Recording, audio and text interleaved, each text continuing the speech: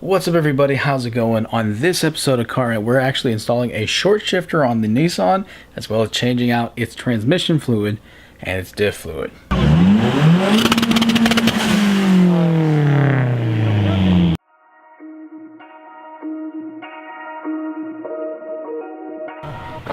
So, went to the hardware store, our local Home Depot.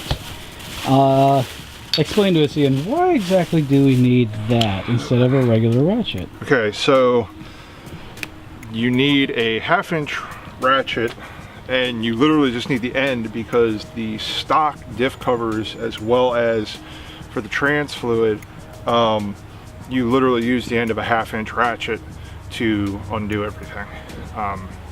Yeah. Perfect.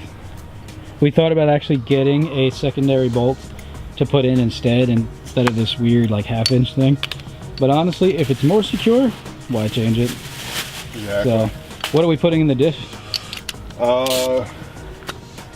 Into the differential, we're putting Driveline 75 W90 NS non-slip, yes, since all their fluids are synthetic, which is going to be good for this car because we've done some homework. One of Ishmael's buddies actually is a big 240 enthusiast out in California, and he's like, yeah, don't put that in your transmission, because originally that was what we were going to put in the transmission. He's like, put that in the diff. So we actually went out and bought the fluid for our transmission. We're going to be using a Pennzoil synchro mesh. yes. So how much of each goes in where? I'm not exactly sure, but normally how you fill the diff as well as the trans, if you can, I know on the transmissions the fill bolts are notorious for not coming loose, so a lot of people just fill it through the shift boot, and that's what we'll be doing today because we're obviously getting on a short shifter. Yeah, changing out to a short shifter. But it's 2.5 quarts of Pennzoil synchro mesh. Is yellow metal friendly. I know a lot of places require GL4, which if you get Driveline MT90 is GL4 specific. You cannot use GL4, GL5, you cannot use GL5 because it will tear apart your brass synchros. And that's for, real quick, that's for a stock 240. Yes, stock not for 240. Any other transmissions. Right. We're not talking about the CD09 or whatever. We're talking specifically for what's in the car right now from the factory. Yeah, stock K trans. Synchro mesh is GL3, but we're only using this because I'm using it in my car, and a buddy has ran his for 100,000 miles using synchro mesh, and he hasn't had an issue out of it. The reason why he suggested synchro mesh is because it's yellow metal friendly, and your synchros are made of brass. So that's why we're going with that.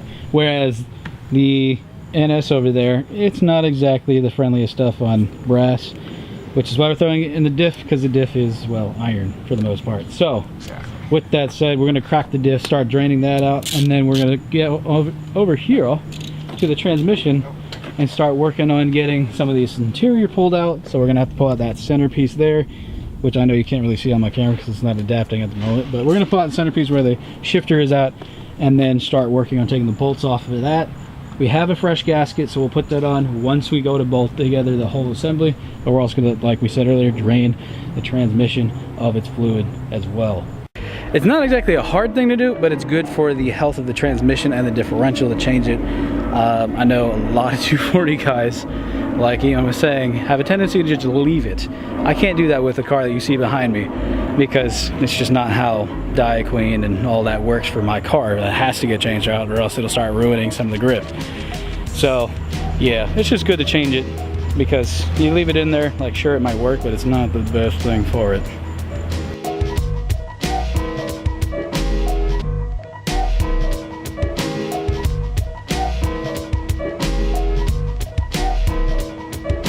So after much aggressive persuasion, where like I literally shouldered the tire. Look at that, there's some of my sweat on the tire. You can see it on camera. Anyway, that's your fill bolt. It's kind of a weird shape, isn't it? It's like fat, stubby. It's got pretty thick threads on it. I would have thought it would have had a flare on it. Something to just kind of like, you know, give it some face. But I guess they really wanted to just set in there like a worm screw. Pretty much. Either way, we're about to take the drain bolt out now. And word of the wise, always remove the drain bolt first Not the drain bolt first, the fill bolt first, and the drain bolt second, not the fill first. Do not be like me. Because otherwise you could potentially have an issue where it's draining out and you can't get the fill opened. That would be a bad day. That is. But also like vacuum pressure, if a thing. Anyhow. You definitely opened a bottle of that stuff because that stuff is strong. Like I smelled it from the other side of the car, like, oh yep, he just took the cap off. So we ended up going with a modified setup. We had this really long funnel connected to the aquarium tubing that was on the pump itself, and just kind of using gravity to slowly feed it in there, just because the nozzle on the other side is pretty narrow. While this is happening, oh, it sounds like Ishmael might come visit us, but while this is happening, we're going to get started on taking the short shifter, well, taking the shifter out, putting the short shifter on after we drain all the fluid, and then getting it all set up.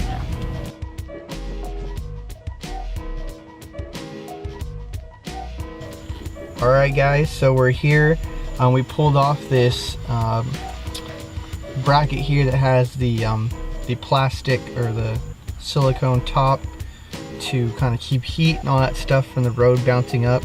I think it was 10s all the way around, and then here on the short throw, or I mean on the shifter part, you see these bolts here are 12s.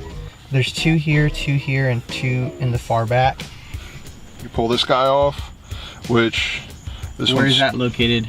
This slips right over here. It covers this up for the stock shifter so it doesn't, you know, spew trans fluid everywhere. There's a nice little C-ring, and we are going to get our handy dandy removal tool. The tool you're going to use, it's just a standard set of snap ring pliers, and hopefully these are big enough to fit. Oh, nice, they are. And then ever so gently squeeze that together. I need to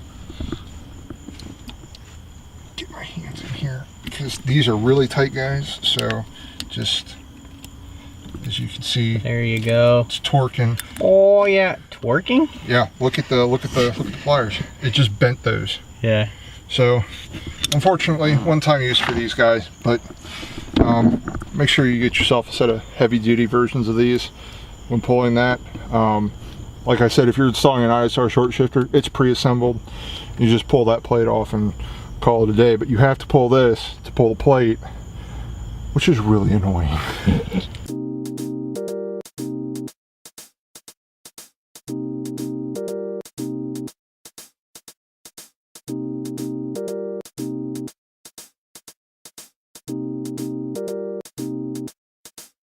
So as you can see my hands, they're like shoved in there. I got the 2 back bolts undone. So in theory, I should be able to pull this plate off, right? Mm-hmm. You should just lift it right So- off. It might take some effort. Or not.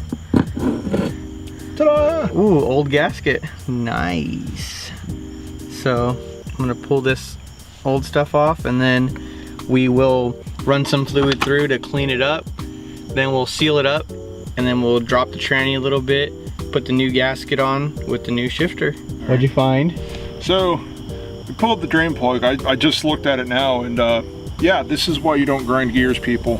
Get a closer on that. That is all metal shavings, and Oh my gosh.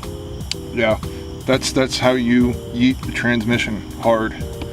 Somebody had trouble driving it standard. Yeah, I mean, but thankfully they're gears, so hopefully. I mean, how did it feel when you were driving it? It's never felt abnormal. Yeah, so I mean, this is grinding. But I haven't been, you know. You haven't beaten on it yet. Yeah. Yeah. So this is probably somebody who had some minor shifting problems. But then again, everybody grinds gears once in a while. Yeah, every once So in a while.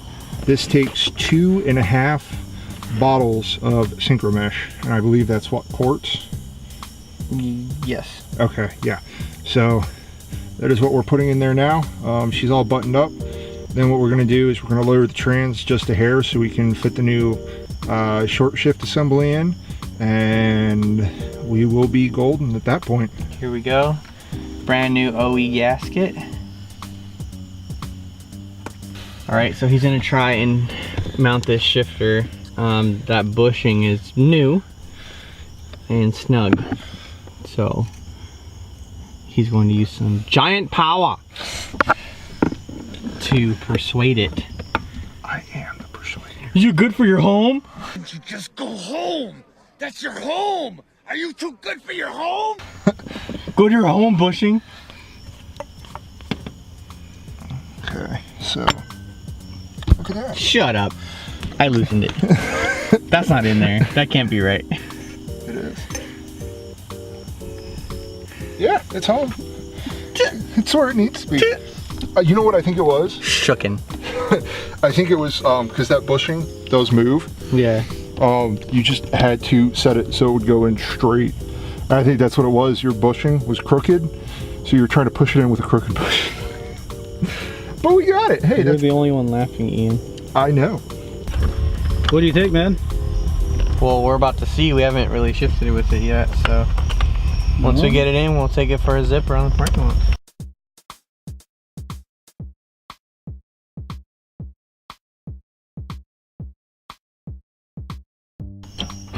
Oh my gosh. That's as short as the Evo's throw. Dude. That's nuts. Wow. That thing is beef.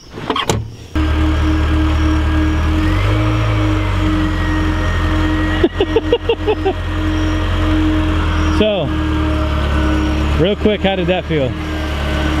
Noticeably different? It feels like it's in a gear. No more of this floppy disk thing going on. It's actually in place. Take it for like a quick lap. Give it some juice. You gotta slow that around.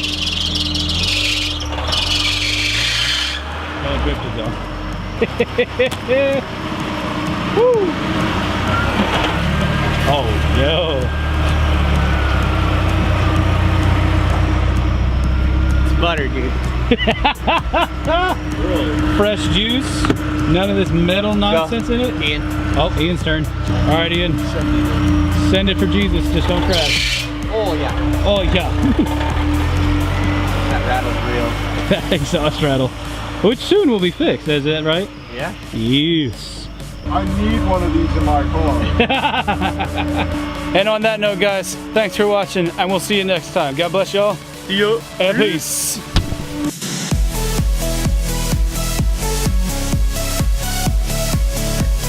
There, I put 4 in the seat, but there's only 3 there, so that's awesome. I'm busting a nick. And now we can't get the headlights to close. Yay. That 240 left though. Oh, them things are bright.